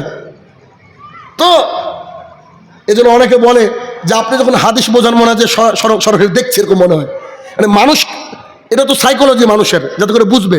তার মা এক গ্লাস পানি নিয়ে বলছে, আব্বু এক গ্লাসে কি বলো তো? বলছে পানি। এ দেখো রাখলাম আব্বু, যতদিন না তুমি তার ধর্মকে ত্যাগ করছো আর আমাদের ধর্মে ফিরে আসছো, এখন দেখো পানিটা দেখে নাও, এই পানি আমি পান করব না। কত বড় চ্যালেঞ্জ, কি বিশাল চ্যালেঞ্জ। সাদ ইবনে আবি ওয়াক্কাস রাদিয়াল্লাহু আনহু মনে করলেন আম্মা মানুষ, মহিলা মানুষ, একটু জিদ করেছে, পরে ঠিক হয়ে যাবে। তো তিনি আর কোনো কথা বললেন না, বাড়ির থেকে বেরিয়ে গেলেন। রাত্রেবেলা এসে মায়ের খোঁজ নিলেন, দেখছেন বিছানায় ওভাবে শুয়ে আছে, পানি ওই রকম। পরের দিন আসলেন, পরের দিন দেখছেন একই অবস্থা। তারপরের দিন পরপর 2 দিন পানি না খেলে খাওয়া বাঁচা কিন্তু খুব মুশকিল। খাবার না খেয়ে 2-5 দিনের মধ্যে চলা যায়। তখন তার মার দিকে তাকিয়ে বলছে, আম্মা আপনি কি পাগলামি শুরু করলেন? আপনাকে তো বললাম আমি দিন ত্যাগ করবো না, আপনি নেন পানি পান করেন। তখন বলছে, বেটা তোমার মা তোমার সামনে তিলে তিলে মরে যাবে, তুমি একটু দেখো ভালো করে, তুমি নাকি তোমার মাকে ভালোবাসো। বেটা এটা কি তোমার ভালোবাসার নমুনা? তুমি যতক্ষণ না তার ধর্মকে ত্যাগ করছো, আমাদের ধর্মে ফিরছো, আমি পানি গ্লাস পান করবো না। এবার তুমি আমার সামনে বসে থাকো আর দেখো কি করে আমি আস্তে আস্তে মৃত্যুর কোলে ঢলে পড়ি। নাও পয়েন্ট টু বি নোটেড। এখন যে কথাটা বলবো আপনার কলিজার মধ্যে একেবারে সোনার অক্ষর দিয়ে লিখে রাখেন। সাদ ইবনে আবি ওয়াক্কাস কি বলেছিলেন? সাদ ইবনে আবি ওয়াক্কাস মায়ের বেগতিক দেখে দেখলেন না, মা তো কথা শুনে না। তখন তার মায়ের দিকে তাকিয়ে, আমার গায়ে লোম দাঁড়িয়ে গেছে ভাই কথাটা বলার আগে, তার মাকে তাকিয়ে বললেন, আম্মা আল্লাহ সুবহানাহু ওয়া তাআলা যদি আপনার মধ্যে 100টা জান দিয়ে দেয় আর একটা একটা করে আমার আম্মা, প্রত্যেকটা একটা করে যদি আমার আম্মা মারা যায়, একটা আম্মা মারা গেল, আপনি আবার মারা গেলেন, আপনি আবার মারা গেলেন, আপনি আবার মারা গেলেন, এরকম করে যদি আপনার মধ্যে আল্লাহ 100টা জান দেয়, 100টা জান যদি আমার সামনে বেরিয়ে যায়, আমি আল্লাহ রসুলের দ্বীনকে ত্যাগ করব না। এটা কত বড় পরীক্ষা বলেন তো ভাইয়েরা আমার? এর চেয়ে বড় পরীক্ষা আর কি নেবেন আপনি? সাদ ইবনে আবি ওয়াক্কাস রাদিয়াল্লাহু আনহু মায়ের মুখের দিকে তাকালেন না, যে মা এত প্রিয়। অতএব যুবক ভাইয়েরা, আজকে আপনাদেরকে দাঁড়িয়ে রাখতে বললাম, টাকনোর উপরে প্যান্ট পরতে বললাম। আপনার মা আব্বা যদি বলে বেটা তোমাকে খাবার বন্ধ করে দেবো, কিন্তু দ্বীন ইসলামের ব্যাপারে বাবার সাথে আজে বাজে কথা বলা যাবে না। আপনাকে দাঁড়িয়ে রাখতেই হবে, টাকনোর উপরে প্যান্ট পরতে হবে, 5 ওয়াক্ত সালাত আদায় করতে হবে। বাবা যদি লাথি মেরে বাড়ির থেকে বের করে দেয়, যাওয়ার সময় বলতে হবে, আব্বু আসসালামু আলাইকুম। উচ্চবাচ্য কোনো কথা বলা যাবে না। কথা কি বুঝাতে পারছি আপনাদেরকে? তার মানে কি, সাদ ইবনে আবি ওয়াক্কাস রাদিয়াল্লাহু আনহুর পরিণতি এইটা হলো। কি দিয়ে বুঝাবো আপনাকে? আর একটা হাদিসে সাদ ইবনে আবি ওয়াক্কাস রাদিয়াল্লাহু আনহু দুঃখ করে একদিন বলছেন, আমি 7ম ইসলাম গ্রহণকারী, আমি 7 নম্বর ইসলাম গ্রহণকারী। আমার মা আমাকে তার ঐশ্বর্য, তার সম্পদ থেকে ত্যাগ করেছে, আমার থেকে সব কিছু কেড়ে নিয়েছে। আমি যখন পথে পথে ঘুরতে থাকলাম, আল্লাহ রসুলকে মেনে নেওয়ার পর আমি যখন পথে পথে ঘুরতে থাকলাম, মানুষ 2-4 দিন খাবার দিবে স্বাভাবিক, পরে আর খোঁজ দেয় না মানুষ। পরিস্থিতি এত খারাপ হয়ে গেছে, আমি সৌদি আরবের বুকে হুবলা গাছ আছে আমি জানতাম না। সৌদি আরবে 3 বছর কাটিয়েছি, হাদিস আমার কাছে ছিল না। যদি থাকতো আমি ওই গাছটাকে দেখতাম, অন্তত চোখের পানি ফেলতাম। সাদ ইবনে আবি ওয়াক্কাস বুখারী হাদিসে তিনি বলছেন, আমি খাদ্য অভাবে যখন আমি খুব কষ্ট পেতাম, হুবলা গাছের পাতা পেড়ে পেড়ে খেতাম। একদিন মাঠের মধ্যে পায়খানা ত্যাগ করছিলাম, মল ত্যাগ করে উঠে আসার সময় আমি আমার মলের দিকে তাকিয়ে দেখছি, যেমন করে গরু ছাগলে ওই যে সবুজ ঘাস খাওয়ার পরে যেমন করে পায়খানা করে, আমার পায়খানাটা ওই রকম। এর মানে কি? কত আরাম আয়েশে থাকা মানুষ শুধুমাত্র ইমানের পরীক্ষা দেওয়ার জন্য হুবলা গাছের পাতা খেয়েছে, তাকে কেউ সাহায্য করেনি, তার পরিবার তাকে সাহায্য করেনি। ভাইরা আমার, ইমানদার হলে ইমানের পরীক্ষা দিতে হবে। তবে কি যে মজা, এই ইমান এমন একটা জিনিস, যদি একবার আপনার অন্তরে পথিত হয়ে যায়, পৃথিবীর কেউ, কারোর কোনো প্ররোচনা, কারোর কোনো টাকা, কারোর কোনো পয়সা আপনাকে বিপদে ফেলতে পারবে না, কারণ ইমান এমন একটা মজার জিনিস। সাহাবাই কেরাম, যেসব সাহাবাই কেরাম ইমানের দীর্ঘ পরীক্ষা দিয়ে আল্লাহ রসুলের কাছে গিয়েছেন, কারো পোশাক পর্যন্ত কিনে নেওয়া হয়েছে। কি দিয়ে বোঝাবো যুবক ভাইয়েরা? মক্কার বুকে সবচেয়ে সুন্দর মানুষ ছিলেন মুহাম্মদ রাসূলুল্লাহ সাল্লাল্লাহু আলাইহি সাল্লাম। এখনকার যুবকদের কথা কি বলবো,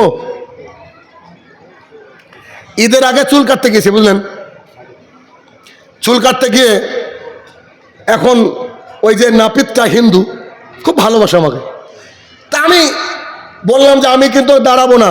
মানে ডাক্তারের কাছে লাইন পাওয়া সহজ, কিন্তু ঈদের আগে নাপিতের কাছে লাইন পাওয়া সহজ না। এদিকে হয় এরকম, কি পরিস্থিতি। হ্যাঁ, ওটা তো হয়। আমি এবার গিয়ে বললাম আমি 1 মিনিট দাঁড়াবো না। ছেলেকে বললাম বেটা উঠো, রোজা আছি। গিয়ে দাঁড়াতে বলছে শাহিনদা আসো। শাহিনদা বলে তো সব, শাহিন স্যার শাহিনদা বলে, পুরো নাম শাহিনুর রহমান, আর তোকে বলে না। শাহিনদা আসো। ঢোকা মাত্রই দেখছি গানটা বদ্ধ করে দিল, ঢোকা মাত্রই। তো সবাই দাঁড়িয়ে আমছে, আমাকে দিবে এখন, বুঝতে পারছে না হঠাৎ কি ব্যাপার, বলে রেখেছে আগে। তো ছেলেটা কাটো, ছেলেটা কাটলো, সাইডে আসলো, আমি বসেছি। বসার পর দেখছি পেছনের ছেলেগুলা, বুঝলেন, এক একটা চুল কাটা এক এক রকম, যে পিছ থেকে বলছে না এক এক রকম, মনে হচ্ছে স্যান্ডেল দিয়ে 8 ঘন্টা মারি এক একজনকে, আছে না। আল্লাহু আকবার, এইভাবে চুল কাটে মানুষ। আর ওর বাপ যে জীবিত, কি 2 সাইডে তো তুলে দিয়েছে, এখান থেকে ত্রিকোণ কাটিন, আর এই সাজারু, পুরো সাজারু তেমন হচ্ছে, সাজারু আছে না এরকম। তো আয়নাতে দেখছি ওরা, আমি আলহামদুলিল্লাহ চুল আমার ভালোই আছে, খারাপ নাই। পেছনটা হালকা উঠেছে, মানে আমার আব্বার আছে, মানে আমার উঠবে। তো পেছনটা এবার উঠছে। তোরা 2 ভাই চুল কাটে, বুঝলেন। তো 2 ভাই আমার দিকে তাকিয়ে বলছে যে শাহিনদার চুল ছিল দেখার মতো, আপনারা কল্পনা করতে পারবেন না, চুল তো চুলের মতো ছিল যাকে বলে। তো সেই চুল কি থিন আউট হয়ে যাচ্ছে, পাতলা হয়ে যাচ্ছে। তা আমি এবার ঘুরে বলছি যে এই পেছনে কারোর মতো ছিল কি, মানে এদের তো চুলই নাই, শুধু ওদের ডিজাইন করে। তো বলছে একটাও আপনার সাথে পাত্তা পাবে না। তো পেছন থেকে একজোড়া তেরে নামবালা হয়েছে, বললো না, তেরে নামবালা উঠে বলছে স্যার আপনার বয়সের আমাদের আবার ওটুকু থাকবে না, আপনার বয়সে আমাদের ওটুকু থাকবে না। পরিস্থিতি দেখেন, ইয়াং ছেলেপেলেরা ওইভাবে চুল কাটে। মক্কার বুকে সবচেয়ে সুন্দর মানুষ ছিল আল্লাহ রসুল সাল্লাল্লাহু আলাইহি সাল্লাম। তারপরে ইয়াং একেবারে 17-18 বছর বয়স, চুলগুলা কুকড়ানো, এত সুন্দর ধবধবে ফর্সা, তার মতো সেন্ট মক্কার কেউ চোখে দেখেনি। একটা পোশাক, এত সুন্দর পোশাক, এলাকা দিয়ে গেলে মানুষ তার দিকে তাকিয়ে থাকে।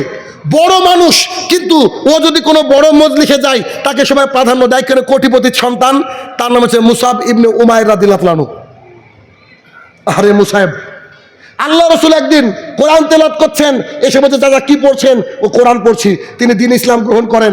গ্রহণ করার পর তার মার কাছে যখন গিয়েছে, তার মা বলছে বেটা তুমি দ্বীন ইসলাম ত্যাগ করো। তো তখন তার মাকে বলেছে তুমি থাকো, আমার কোনো কিচ্ছু লাগবে না, আমি শুধু দ্বীন ইসলামে দীক্ষা নিয়েছি, আমি আল্লাহ রসুলের কথা মেনে চলবো। মুসাব ইবনে উমাইর রাদিয়াল্লাহু আনহু আরেকবার মনে করে দিই, সুন্দর কোকড়ানো চুল, আল্লাহ রসুলের মতো দেখতে অনেকটা। একটা পোশাক তিনি 3 দিনে বেশি পরতেন না, এমন সেন্ট তিনি গায়ে দিতেন মক্কার কেউ দেখতে পেত না। কোটিপতি ঘরের সন্তান, খুব স্টাইলিশ সন্তান। এখনো কোটিপতি ঘরের সন্তান এমন এমন খাবার খায়, আমাদের ঘরের মিডিল ক্লাস মানুষ জানি না এরকম। তো কি এমন পরিস্থিতি ভাইয়ের আমার, ওই সুন্দর সুদর্শন ছেলেটা দিন ইসলাম গ্রহণ করেছে, তার মা তাকে সব থেকে বিচ্ছিন্ন করে দিয়েছে। আল্লাহ রসুল ছেলেটাকে পছন্দ করলো। পৃথিবীর ইতিহাসে মক্কা থেকে প্রথম মদিনায় যে শিক্ষক পাঠানো হয়, সেই শিক্ষকের নাম ছিল মুসাব ইবনে উমাইর। যুবক, young, dashing, handsome, fabulous, outstanding, mind boggling, যা বলবেন তাই। এত সুন্দর দেখতে, আর খুব বিচক্ষণ। অল্প বয়সের ছেলেরা খুব মেধাবী হয় যদি মেধাটা ভালো কাজে লাগায়, কিন্তু আমাদের তো মেধাবী মেয়ে তো ফ্রি ফায়ার আর পাবজিতে। তো আল্লাহ রসুল তাকে পাঠালেন। মাত্র 12 জন মানুষ ওইখানে ইসলাম কবুল করেছিল। কোথায়? মদিনায়। তিনি যাওয়ার পরে যখন হজ করতে আসলেন, 72 জন মানুষ ইসলাম কবুল করেছে। সুবহানাল্লাহ। দুঃখের বিষয় কি জানেন? সবচেয়ে কঠিন একটা জায়গা, তিনি বদরের যুদ্ধে নিজে লড়েছেন। কে? মুসাব ইবনে উমাইর রাদিয়াল্লাহু আনহু। বদরের যুদ্ধে, ওদের যুদ্ধে রাসূল সাল্লাল্লাহু আলাইহি সাল্লাম তাকে পতাকা দিয়ে দিলেন। একটা ইয়াং ছেলে তাকে পতাকা দেয়, আপনি কল্পনা করেন তার কত বিচক্ষণতা থাকতে পারে। এত বিচক্ষণ, এত ইমানদার, যার হাতে আল্লাহ রসুল পতাকা দিয়েছেন। তিনি আল্লাহ রসুলকে খুব ভালোবাসতেন। পতাকা নিয়ে তিনি যুদ্ধের ময়দানে নেমে গিয়েছেন। যুদ্ধের ময়দানে দাঁড়িয়ে ডান হাতে তরবারি, বাম হাতে পতাকা, তিনি একেবারে যুদ্ধের ময়দানে লাফাচ্ছেন। তাফসীর কারকগণ বলছেন তিনি আর লাফানোর পেছনে কারণ যেন শত্রুরা তার দিকে তাক করে, আল্লাহ রসুলের দিকে নয়। সুবহানাল্লাহ। একজন মানুষ কত ভালোবাসতে পারে আল্লাহ রসুলকে সাল্লাল্লাহু আলাইহি ওয়াসাল্লাম। তিনি লম্ফজম্প করছেন, বীর দর্পে যুদ্ধ করে যাচ্ছেন, পতাকা ডান হাতে বা পতাকা বাম হাতে, তরবারি ডান হাতে। কাফের বেদিন বেঈমানরা পেছন থেকে এসে তার ডান হাতটা নামিয়ে দিল। মুসাব ইবনে উমাইর কোটিপতি ঘরের ড্যাশিং একটা ছেলে, যখন তার ডান হাতটা নামিয়ে দিল, বাম হাতে পতাকা, তরবারি শেষ, তিনি পতাকাটাকে উপরে রেখেছেন। তারপরে আর এক বেদিন বেঈমান এসে বাম হাত নামিয়ে দিল, তিনি পতাকাটাকে থুতনি দিয়ে তোলার চেষ্টা করেছেন, পারেননি, পতাকাটা পড়ে গেছেন। ওহুদের যুদ্ধ শেষ। এখন যারা যারা শহীদ হয়েছে, 73-72 জন শহীদ হয়েছে। গিয়েছেন কেউ সৌদি আরব? গিয়েছেন? দেখবেন ওই যে ওহুদের মাঠ, যেটা ওহুদ পাহাড়, তার পাশে দেখবেন আমির হামজা রাদিয়াল্লাহু তাআলার কবরটা দেখতে পাবেন। মোটামুটি কবরটা একটু ঘেরা আছে, ওই ঘেরা না আর কি, একটা ইট মতো উঁচু করা আছে, বাকি সব সাহাবীরা ওখানে সমাসীন আছে। তো রাসূলুল্লাহ সাল্লাল্লাহু আলাইহি ওয়াসাল্লামের সাহাবীরা দেখলেন তারা পরাজিত, ওরা চলে গেছে। একে একে খুঁজতে লাগলেন কার লাশ কোথায় পড়ে আছে। সবারই লাশ খুঁজে যখন দাফনের ব্যবস্থা, এখন শহীদদের অবস্থা ওইভাবে দাফন করতে হয়, খুঁজতে খুঁজতে খুঁজতে সাহাবায়ে কেরাম সংবাদ দিল, আল্লাহ রাসূল সাল্লাল্লাহু আলাইহি সাল্লাম আজকে আসেন, মুসাবের অবস্থা দেখেন। রাসূলুল্লাহ সাল্লাল্লাহু আলাইহি সাল্লাম মুসাব ইবনে উমাইর রাদিয়াল্লাহু তাআলার সামনে গিয়ে দুই চোখের পানি ছেড়ে দিয়ে কাঁদতে লাগলেন। কেন জানেন? একজন সাহাবী বলছেন, আল্লাহ রাসূল সাল্লাল্লাহু আলাইহি সাল্লাম মুসাইবকে যে দাফন করব, এই দাফন করার জন্য তার পরনে যে পোশাকটা আছে, যে চাদরটা আছে, এই চাদরটা যদি আমরা মাথা ঢাকি তো তার পা বেরিয়ে যাচ্ছে, আর যদি পা ঢাকি তার মাথাটা বেরিয়ে যাচ্ছে। তালি দেওয়া একটা চাদর কোন রকম কোমরে বেঁধে লজ্জাস্থানটা ঢেকে কোন রকম আল্লাহর কাছে চলে গেছে। আবার আগের বাক্যটাকে খেয়াল করেন, এক ধোয়া জামা তিনি 3 দিনের বেশি পরতেন না। তার মতো সেন মদিনায় মক্কায় কেউ ব্যবহার করেননি, তার পরিবার সাক্ষী দিচ্ছেন। যখন এই মতো অবস্থায় তিনি একটা জীর্ণ শীর্ণ পোশাক পরে চলে যাচ্ছেন, রাসূলুল্লাহ সাল্লাল্লাহু আলাইহি সাল্লাম চোখের পানি ছেড়ে দিয়ে তিনি মনে মনে একথা বলছেন। সাহাবায়ে কেরাম শুনলেন, সাহাবায়ে কেরামকে বললেন, আমি মুসাইবের মাকে কি জবাব দিব? আমি মুসাইবের মাকে কি জবাব দিব? আমি মুসাইবের মাকে কি জবাব দিব? যেই ছেলেটা এত সুন্দর পোশাক পরিহিত অবস্থায় আমার কাছে এসেছিল দিন ইসলাম গ্রহণ করার জন্য, আজকে চলে যাওয়ার সময় তারপরে একটা পোশাক পর্যন্ত দিতে পারছি না। এই কথা বলে রাসূল সাল্লাল্লাহু আলাইহি ওয়াসাল্লাম কাঁদতে শুরু করলেন। তখন সাহাবায়ে কেরাম বলছেন, আল্লাহর রাসূল দাফন তো করতে হবে, আপনি আমাদেরকে বলেন এখন কি করব? তখন মুহাম্মদ সাল্লাল্লাহু আলাইহি ওয়াসাল্লাম বললেন, চাদরটাকে টেনে তার মাথা অবধি ঢেকে দাও, আর এই পা যতদূর বেরিয়ে আছে জংলি ঘাস দিয়ে ঢেকে দাও, ঢেকে দিয়ে তাকে দাফন করে দাও। মুসাব ইবনে উমাইর রাদিয়াল্লাহু তাআলা। ভাইয়েরা আমার, যতদিন বাঁচবেন অতদিন যদি ইমানদার থাকেন, ইমানের পরীক্ষা যুগে যুগে যেমন হয়েছে ঠিক তেমন করে ইমানের পরীক্ষা আসবে। শাহিনুর রহমান 12টার পরে কোনোদিন কথা বলে না, কিন্তু কয়েকজন দিনী ভাই, এরা খুব কাছের মানুষ, কাছের মানে যে এমন না, কিন্তু ভালোবাসা হয়েছে, তারা বলেছে স্যার একটু বাড়াবেন, 12:27। এটা আপনাদের ভালোবাসা, আর কিছু না। তাহলে কি যতটুকু বুঝালাম আপনাদেরকে বুঝাতে চাইলাম, এটা কি বুঝাতে চাইলাম? যে ইমানদার হন, ইমানদারের পরীক্ষা দেওয়ার পর যদি আল্লাহর কাছে যান, সেই জীবনটা হচ্ছে সবচেয়ে সাকসেসের জায়গা। কেন বলেন তো? পৃথিবীর জীবন কদিনের বলেন তো? কোনো গ্যারান্টি আছে? কালকে আমার কালিয়াচক প্রোগ্রাম, আমি যেতে পারবো? কোনো গ্যারান্টি আছে? আমি বাড়ি পর্যন্ত পৌঁছতে পারবো না? স্টেজ থেকে নামতে পারবো? এখান থেকে উঠতে পারবো? এবিলিটি আছে যদি আল্লাহ না দেয়। কিন্তু আমাদের জীবন 60 থেকে 70 বছর নিয়ার অ্যাবাউট ধরেন। একটা কথা খেয়াল করেন তো, মারা যাওয়ার পর তো আর মরবেন না, বুঝেননি বোধহয়? মারা যাওয়ার পরের জীবনটা কতদিনের? ওটা হচ্ছে নেভার এন্ডিং লাইফ, যে লাইফের কোনো শেষ নাই। অথচ আজকে সকাল থেকে এই পর্যন্ত দুনিয়া নিয়ে ভেবেছি 95%, আর আল্লাহর কাজ করেছি 5%। এমনি জান্নাত দিবে আল্লাহ? আল্লাহ দিবে না। ভাইরা আমার, কলিজার টুকরা ভাই এবং বোনেরা, আপনাদেরকে নসিহত করছি। মেয়েরা তো ছিল বোধ আজকে নাকি? মেয়েরা তো ছিল। আচ্ছা, মেয়েদের একটা কথা বলে দিই, হঠাৎ মনে পড়লো। এই যে ওহুদের যুদ্ধ শেষ হলো না, ওদের যুদ্ধ। আচ্ছা, অনেক সময় দেখবেন বিনা কারণে রব হয় না, অমুক ব্যক্তিটা মারা গেছে, হয় কি হয় না? তো কাফেরদের টার্গেট ছিল আল্লাহ রসুলের মৃত্যু প্রচার করা। তো বলেছে কুতিল দেয়া মোহাম্মদ সাল্লাল্লাহু আলাইহি ওয়াসাল্লামকে হত্যা করা হয়েছে। একজন মহিলা বাড়ির থেকে দৌড়ে বেরিয়ে আসছে উহুদের ময়দানে। দেন দেন দেন দেন আসলেন যখন দেন। একজন মহিলা বাড়ির থেকে উহুদের ময়দানে দৌড়ে আসছে। তার ভাই, তার স্বামী, তার আব্বা সবাই যুদ্ধে গিয়েছে, বুঝতে পারছেন? দৌড়ে এসে একজন সাহাবীকে বলছে, এই মুহাম্মদ সাল্লাল্লাহু আলাইহি ওয়াসাল্লামের কি অবস্থা, আল্লাহ রসুলের কি অবস্থা? তো বলছে, তোমার আব্বা মারা গেছে। বলেন তো, একটা মেয়ে যদি বলে আব্বা মারা গেছে, সে কি অবস্থা হয়?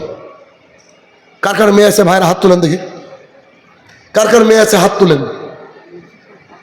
মাশাআল্লাহ মাশাআল্লাহ। আমার যখন কোনো ফোন আসে, সালাম দেওয়ার পরে যদি আমার মুখ দিয়ে একটা বাক্য বেরায়, কি ক্যান্সেল, আমার মেয়ে সেদিন ঈদ, ওর বাড়িতে 6 বছর বয়স। গতকালকে যখন ঘুরে যাচ্ছি, ওর আম্মুর সাথে কথা বলছি, তো আম্মু আমার যে এত খুশি লাগছে, বুঝতে পারেননি, একেবারে গলা ধরে শুবে সারা রাত আমার সাথে, 6 বছর বয়স। তো ভাই, মেয়ে একটা স্পেশাল জিনিস। যদি একটা ছেলে আছে, ছেলের আমার নরমাল, বুঝেন না? আমাকে এসে ওর ভাইয়ের ব্যাপারে কমপ্লেন করলে বলবে তোমার ছেলে না, আব্বু সরি, আম্মুর ছেলে খুব বদ হয়েছে কিন্তু দিনটা আজকাল, মানে আমার ছেলে হতে দেবে না ও আর কি, আমার মেয়ে আমার, ব্যাস বলে শেষ। এই তো ভাই, মেয়ে একটা খুব কলিজার জিনিস। সেই মেয়ের সামনে কি বলা হচ্ছে, তোমার আব্বা শহীদ হয়ে গেছে। কত বড় কষ্ট না? সেই মেয়েটা চিৎকার দিয়ে বলছে, আমি জিজ্ঞাসা করছি আল্লাহ রসুল কেমন আছে? মেয়েকে ভাবেন, এবার দেখেন, সেই মেয়েটা বলছে আমার রসুল কেমন আছে আপনি তাই বলেন। তখন আরেকটা পাশ থেকে সাহাবী বলছে, তোমার স্বামীকে শহীদ করে দেওয়া হয়েছে। ইন্না লিল্লাহ, তোমার স্বামীকে শহীদ করে দেওয়া হয়েছে। মেয়েটা চিৎকার দিয়ে বলছে, আমি বলছি আল্লাহ রসুল কেমন আছে? একজন বলছে আমার আব্বা মারা গেছে, একজন বলছে আমার স্বামী মারা গেছে, আর একজন সাহাবী এসে বলছে তোমার বড় ভাইকে হত্যা করা হয়েছে। চিন্তা করেন, মেয়েটার আর কেউ আছে দুনিয়াতে? দেখেন বাড়ি ফাঁকা, আর কেউ নেই। মেয়েটা তখন কাঁদতে কাঁদতে বলছে, আমি তোমাদের হাতে পায়ে ধরছি, তোমরা আমাকে বলো আমাদের রসুল কেমন আছে? একজন উঠে বলছে আমাদের রসুল সুরক্ষিত আছে, তাকে কোনো আঘাত লাগেনি। তখন সেই মেয়েটা বলছে আলহামদুলিল্লাহ। এই শব্দটা কত বড় কঠিন, বুঝতে পারছেন? তার জন্য তার কেউ নাই, মিষ্টি হাসি তার মুখের মধ্যে, সবাই চলে গেছে, আমার রসুল জীবিত আছে। আপনার স্ত্রী ফিলিংস আসবে? ও তো দিন রাত কটকটি নিয়ে পড়ে আছে, ও যে বোঝে না, সে বোঝে না, অমুক তমুক এইসব দিয়ে পড়ে আছে। আস্তাগফিরুল্লাহ। এই রসুলের প্রতি তার তো ভালোবাসা আসবে না। অতএব কি, এই যে আমাদের ইমান, এই ইমানের পরীক্ষা হতে থাকবে। আর এই ইমানের পরীক্ষায় যদি আমরা উত্তীর্ণ হই, আমাদের থাকার জায়গাটা কি? চিরকালের বাসস্থান, চিরকালের, যেখানে কোনো মানে ক্লেশ, কষ্ট, দুঃখ কিচ্ছু থাকবে না। এই জন্য দুনিয়ার সামান্য জীবনে একটু কষ্ট করলে খুব খুব অসুবিধা ভাই। বুখারীর একটা হাদিস শুনেন তো, রাসূলুল্লাহ সাল্লাল্লাহু আলাইহি ওয়াসাল্লাম বসে আছেন হেরা গুহায়। এখন যদি কেউ সৌদি আরবে যেয়ে থাকেন, হেরা পর্বতে উঠতে গেলে এমন কোনো পুরুষ নাই যে ওকে 2-3 বার বসতে হয় না, এত ক্লান্ত হয়ে যায় একেবারে উঁচুতে, হেরা পাহাড়ে, যেখানে কোরআন নাজিল হয়েছিল। তো রাসূলুল্লাহ সাল্লাল্লাহু আলাইহি ওয়াসাল্লাম বসে আছেন, তার পাশে জিবরাইল আলাইহিস সালাম আল্লাহ রসুলকে বলছে, ওটা কে আসছে দেখেন তো। আল্লাহ রসুল বলছে কে? বলছে খাদিজা। কে উনি? রাসূল সাল্লাল্লাহু আলাইহি ওয়াসাল্লামের স্ত্রী। তো তিনি খুব কষ্টে ওই পাহাড় বেয়ে উঠে আল্লাহ রসুলকে খাবার দিতে দিতেন মাঝে মাঝে, যদি আল্লাহ রসুল আনতেন। তখন জিবরাইল আলাইহিস সালাম বলছেন, যে মহিলা আসছে, মানে কথা বলার স্টাইল এটা, যে মহিলা আসছে তার কাছে আপনার জন্য আছে কিছু পানীয় আর কিছু খাবার। কি আছে? পানীয় আর কিছু খাবার। সেই মহিলা যখন আপনার গন্তব্যে পৌঁছাবেন, তখন তাকে আপনি বলবেন আল্লাহ সুবহানাহু ওয়া তাআলা তার জন্য বলেছেন যে আল্লাহ তাআলা তার জন্য এমন জান্নাতের ব্যবস্থা করেছে যে জান্নাতে কোনো কষ্টও থাকবে না, যে জান্নাতে কোনো কোলাহলও থাকবে না। সুবহানাল্লাহ, বুঝতে পারেননি? আপনি আপনার স্ত্রীকে বলেন, আপনার জন্য এত কষ্ট করছে দিন ইসলামের জন্য, আল্লাহ তাআলা আমাকে বলে পাঠিয়েছে যে মহিলা আপনার কাছে আসছে, সে আপনার জন্য খাবার আর পানিও আনছে, তাকে বলেন আল্লাহ তাআলা বলেছেন তার জন্য এমন এক জান্নাত দেওয়া হবে যেই জান্নাতে এরকম কোনো কষ্ট তাকে করতে হবে না, যেই জান্নাতে মানুষের আওয়াজে চিৎকার চেঁচামেচিতে কান ঝালাপালা হবে না, অর্থাৎ একেবারে কাম এন্ড কুল থাকবে। তাকে আপনি সংবাদ দিয়েন। আমাদের স্ত্রীরা যদি তার স্বামীর প্রতি সন্তুষ্ট থাকে, তার স্বামীকে যদি সেবা যত্ন করে আল্লাহর সান্নিধ্য লাভ করার জন্য, তাহলে পরকালের যে জীবন, বিশাল লাইফ, নেভার এন্ডিং লাইফ, এই লাইফের জন্য সে যদি প্রস্তুতি গ্রহণ করে, আমরা যদি প্রস্তুতি গ্রহণ করি, তাহলে দুনিয়াটা আমাদের কাছে সামান্য কিছু মনে হবে। বুঝেননি? দুনিয়াটা কি হবে আমাদের কাছে? সামান্য কিছু মনে হবে।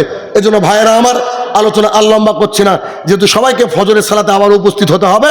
আর আমি রাত 12টার পরে এই জন্য আলোচনা করি না, যাতে করে ফজরে মানুষ ডিস্টার্ব না হয়। আজকে একটু হয়ে গেল, ক্ষমা দৃষ্টিতে দেখবেন।